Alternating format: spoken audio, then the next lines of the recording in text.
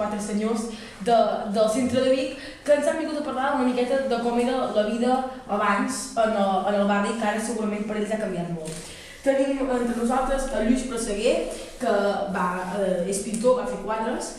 També tenim el Miquel Carrera, que va tenir una botiga de queviures bastant coneguda a nivell del centre de Vic, aquí a la plaça Gaudí. També tenim el Roser Bermuda Font, que destacat també cal dir que va ser la primera locutora de Ràdio Vic. I també a Mercè Bau, que va ser pagesa i més tard senyora de casa. Així doncs, per obrir una miqueta la conversa, el debat. No sé, és una cosa que és fora, que surt una mica de tot el més. Jo sempre he sigut pintor tota la vida, pintor de quadros últimament de sempre també, i no havia fet mai cap gegant.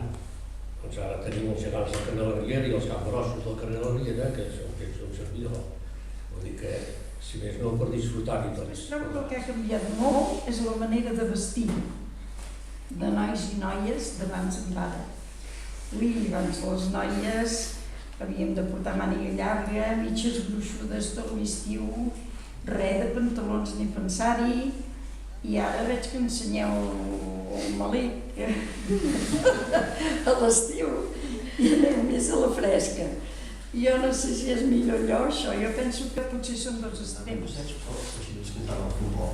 El futbol estava a l'ordre del dia, però no em digueu que no ha cansat, això eren coses de política per entretenir la gent. Vinga, per dir futbol, però veig que ara, en tots els respectes, fan uns partits de futbol i passa el país està com està, però quan fan un partit de futbol i en aquell moment, doncs, es para la nació, o sigui, no passa res. La nació és plana, grisa, pau i tranquil·litat. Però després tu vol dir que per acabar el partit, doncs comença la realitat altra vegada. Doncs abans... Hi havia un senyor que es deia la Cotziel i tocava la trompeta, el que ha dit el senyor, i anunciava doncs, les festes o el que fos, la notícia que s'havia de dir.